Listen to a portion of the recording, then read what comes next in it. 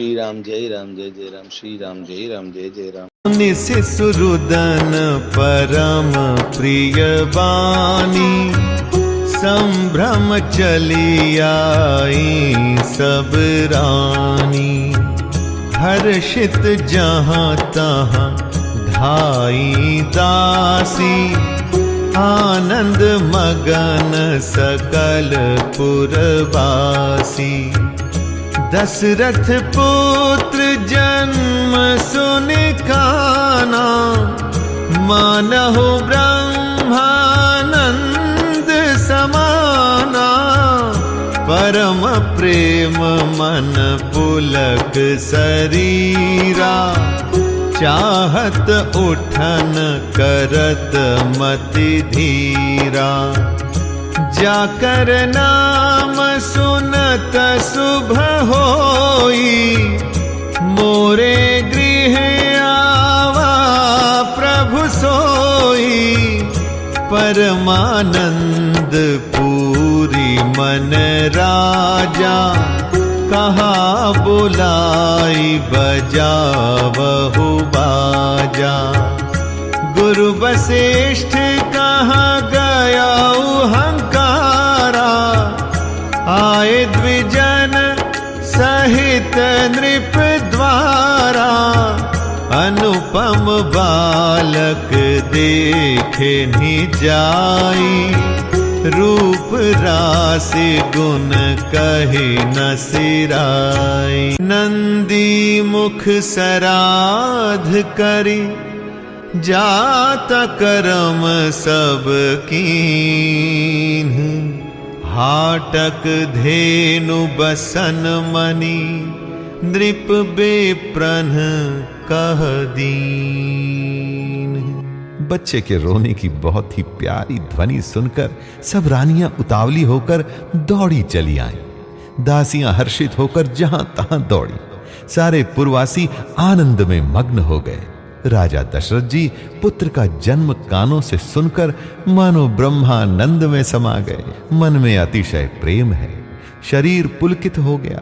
आनंद में अधीर हुई बुद्धि को धीरज देकर और प्रेम में शिथिल हुए शरीर को संभालकर वे उठना चाहते हैं।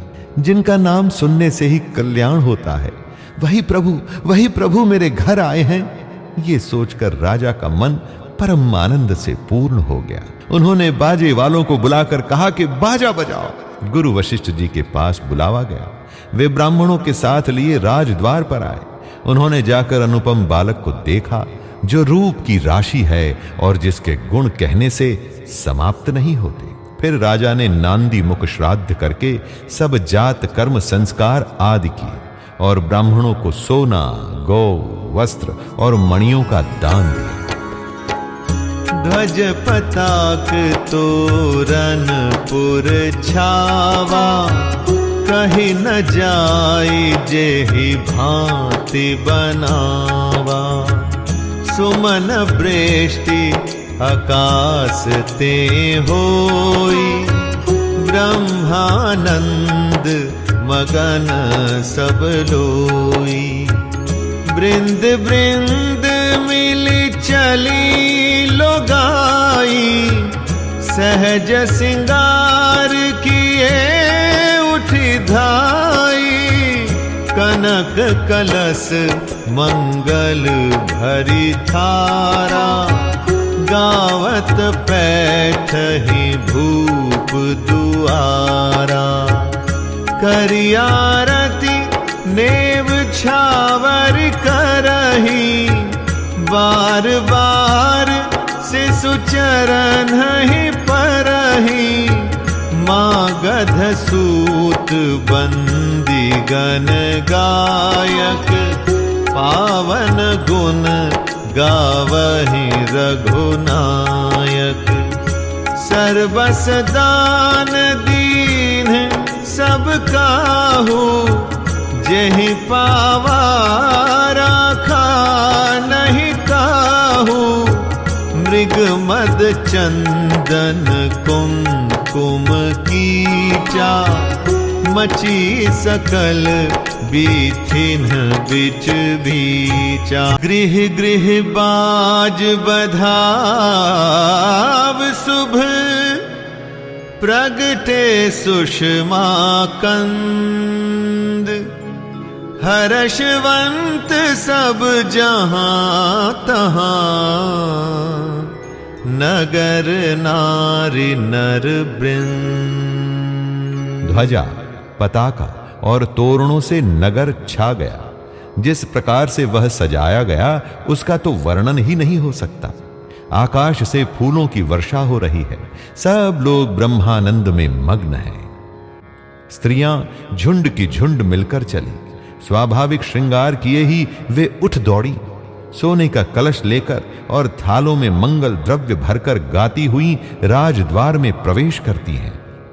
वे आरती करके निछावर करती हैं और बार बार बच्चे के चरणों पर गिरती हैं। मागध, सूत, वंदीजन और गवैये रघुकुल के स्वामी के पवित्र गुणों का गान करते हैं। राजा ने सब किसी को भरपूर दान दिया। जिसने पाया उसने भी नहीं रखा, लुटा दिया। नगर की सभी गलियों के बीच बीच में कस्तूरी, चंदन और केसर की कीच मच गई। घर घर मंगलमय बधावा बजने लगा, क्योंकि शोभा के मूल भगवान प्रकट हुए हैं। नगर के स्त्री पुरुषों के झुंड जहां तहां आनंद मग्न हो रहे हैं। कैकई सुता सुमित्रा दो, सुंदर सुत जनमत भय ओ। वह सुख संपत्ति समय समाजा, कही न सकई सारद अहि राजा। अवधपुरी सोहई यही भांति, प्रभु ही मिलन आई जनु राती।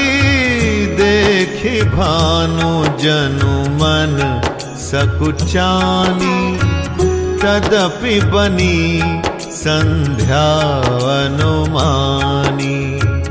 अगर धूप बहु जनो अंधियारी, उड़ई अबीर मनहु अरुनारी। मंदिर मनि समूह जनु तारा, नृप ग्रह कलश सोइंदुदारा। भवन वेद धुनि अति मृदुबानी, जनु खग मुखर समय जनु सानी।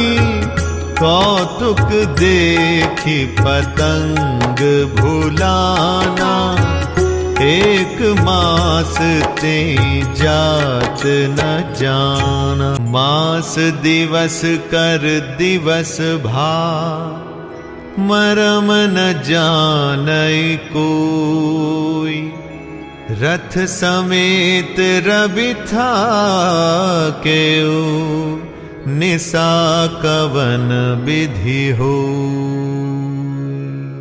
कैकई और सुमित्रा इन दोनों ने भी सुंदर पुत्रों को जन्म दिया।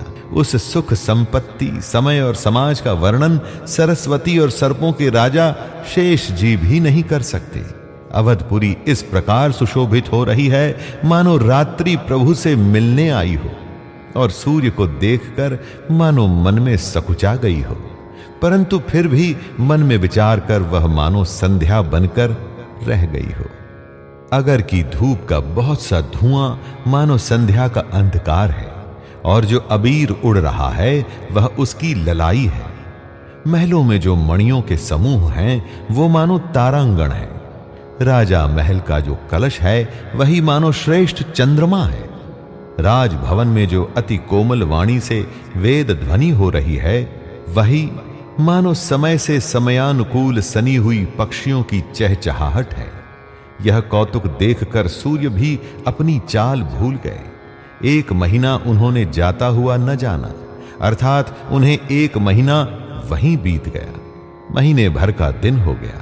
इस रहस्य को कोई नहीं जानता। सूर्य अपने रथ सहित वहीं रुक गए। फिर रात किस तरह होती